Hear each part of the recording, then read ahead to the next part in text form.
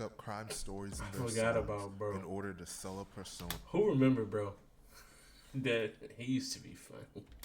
that their fans want to I can't hear. think of his name. Meanwhile, sadly, there are some rappers whose song lyrics are basically just confessions to all of the crimes that they commit on a day-to-day basis. Well, the subject of today's video is the latter. The subject of today's video is a rapper from the Bronx accused of committing an assassination while riding a dirt bike, robbing his own friends, and is charged with multiple murders. Dang. The subject of today's video is not... That's one hell of a resume.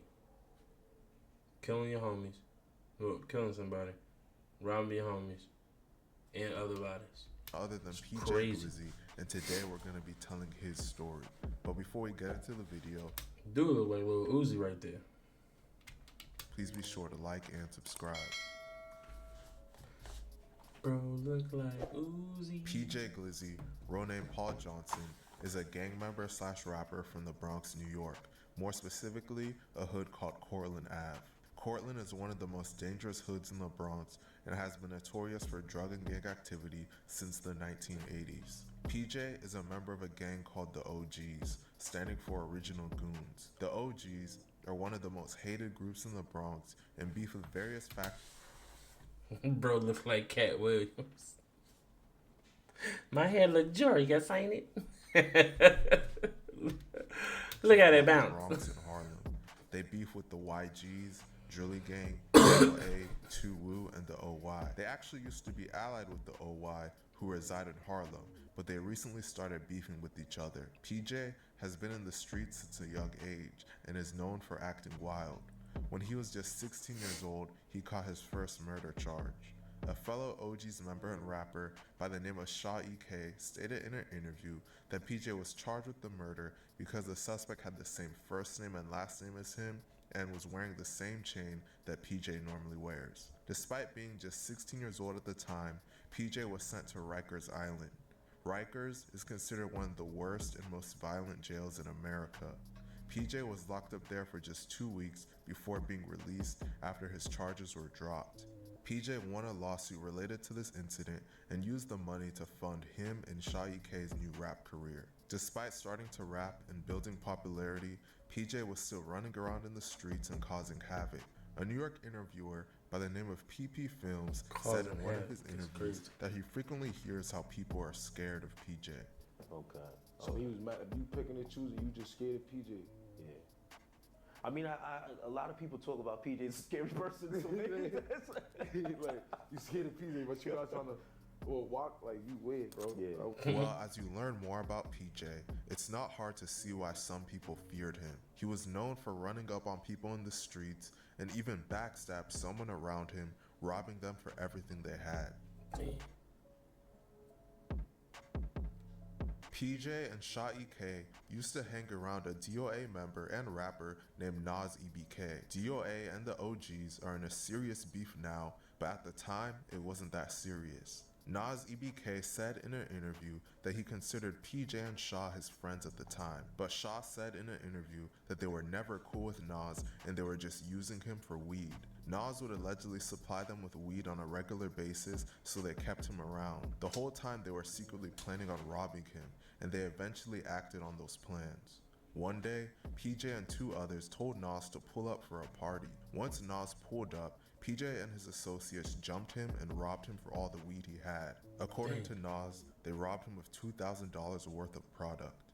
After this incident, Nas would become a full-fledged DOA member, and the beef between DOA and the OGs would only get worse. PJ would go on to openly admit to robbing Nas EBK while on Instagram Live. Bro, like, what you ever do, bro? Like, no funny shit. Bro, I robbed you, bro. I'ma keep it a buck. I robbed you, gang. You ain't do shit about it. And I'm in a roll right now. And he taunted him. Let's make it I'm worse. in the same place that you can catch me every day. In the rows. Nas EBK, you're a bum. Stop mentioning me, bro. Nah, no funny shit, bro. You gonna get me mad, bro. Like, you DOA, I'm DOAK. Like, y'all niggas getting split back to back to back. Leave me alone.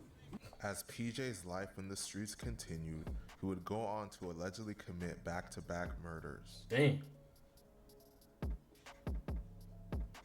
On July 26, 2021, a member of the Harlem gang Thru, named Matt Sav was standing amongst a crowd of people on Frederick Douglass Boulevard when two men riding on a dirt bike pulled up.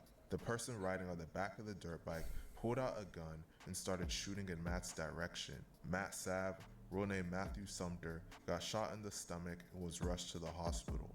He would tragically pass away from his injuries at just 19 years old. PJ was allegedly the one driving the dirt bike, while it's alleged that an OY member named Sugar Hill Mel was the shooter. The OY and OGs beef with each other now, but they used to be super locked in and would allegedly do drills together. PJ has lyrics in his songs about sliding on his ops while riding a dirt bike. PJ would eventually get charged with the murder of Matt Sav. Police scoured through video of the killing as well as footage of the dirt bike before and after the shooting, getting a clear image of PJ as the driver, according to the criminal complaint. The alleged shooter, Sugar Hill Mel, passed away before being arrested or charged, so it's unknown if he's actually the shooter. Prior to getting arrested and charged for the murder of Matt Sav, PJ is alleged to have committed another shocking murder. On February 6, 2022, a DOA member and rapper named C-High Watts, real name Jaquan McKinley, went to a party in Brooklyn, New York. After that party, he and some of his associates went to another Airbnb in Brooklyn to record music. While sitting in a car at the intersection of Green and Lewis Avenues at about 2 a.m. This man was low-key a menace. And this man got a perm. That is diabolical. He got a perm and he out here sliding. Lil Uzi. A car drove up beside his and someone inside opened fire. He was shot multiple times in the chest and tragically passed away at just 18 years old. It's rumored that C-High was set up by those he was with that night to be killed. However, this has never been officially confirmed. C-High's father did an interview and said that he believes that C-High's friends set him up. You got a lot of details to the case. Charles Wayne.